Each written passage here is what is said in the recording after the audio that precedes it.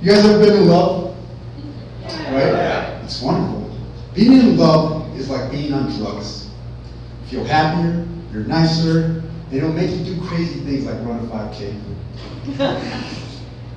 But if you've ever been in love, that means you've most likely experienced heartbreak as well.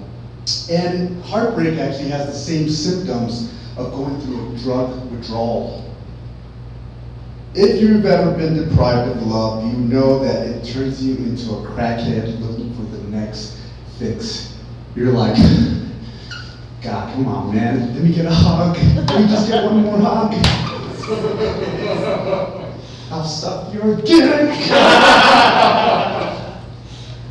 I went through a divorce, and yeah, that was tough. It was heartbreaking, and I spent the next couple of years looking for that fix.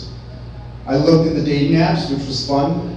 I looked at the dive bars, which, by the way, looking for love at the dive bar is like going to a used car lot.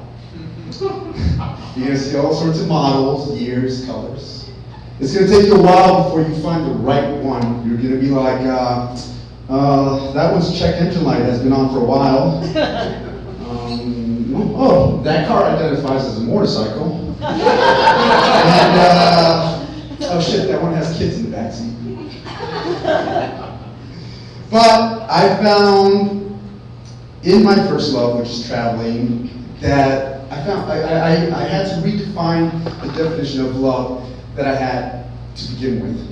See, I went to Cartagena, Colombia to have my Eat, Pray, Love moment. And Cartagena is a beautiful Spanish colonial town in the north coast of Colombia. And when I travel, I like staying at hostels because they're pretty cool. And hostels are like Motel 6s without the tweakers. One person knows what a tweaker is. Good. Yeah, and I met Sarah there. And Sarah is a beautiful and smart woman. And I saw her by the pool reading a book, and I said, that's my shot. That's my way in. And I go up to her and I go, hey, you're reading a book. I know how to read too. And I had no game. And so she let me out really easily. But a couple hours later, she came and she found me and she said, look, you seem like a nice guy. I'm out here by myself and I don't want to eat dinner all alone. Would you like to join me? And I said, yes, of course. And so we walked around Old Town Cartagena and to find a spot, and we talked a lot. And we did a lot of trauma bonding. I talked about my issues with relationships, and she let me know about her bipolar disorder and the ups and downs of bipolar disorder. And she put it to me very, she used a great analogy. She said, she told me what the little death is. And the little death is a French philosophy that compares experiences to an orgasm where things build up eventually and the intensity builds up. Eventually you reach the climax and you have this almost out of body experience and you just control everything.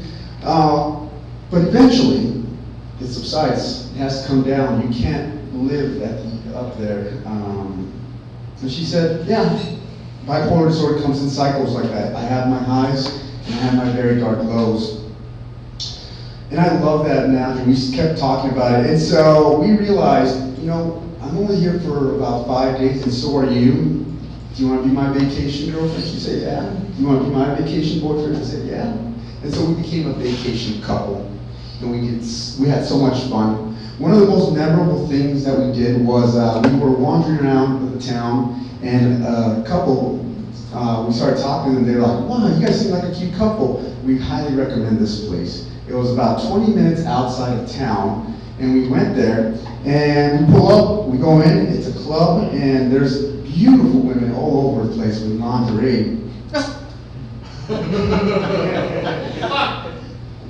But more interesting, there was a boxing ring right in the middle of the club. And I said, okay, cool, we're gonna get a dinner and a show. Fantastic. Well, the main attraction shows up, and there's this dwarf, a naked dwarf, about yay high, and a cock about this long.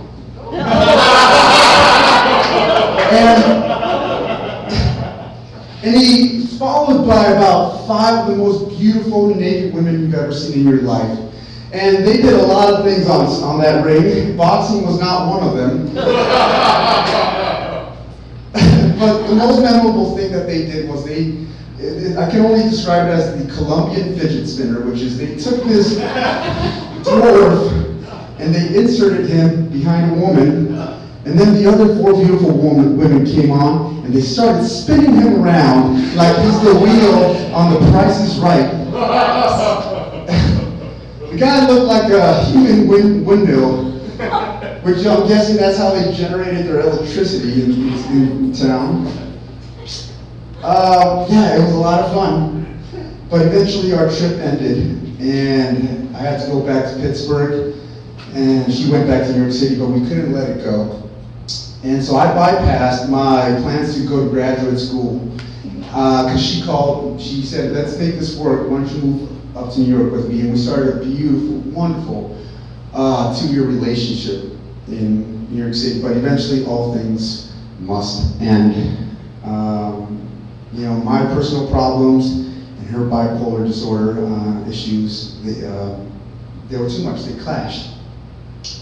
We even tried the Colombian fidget spinner, but I'm just not built that way.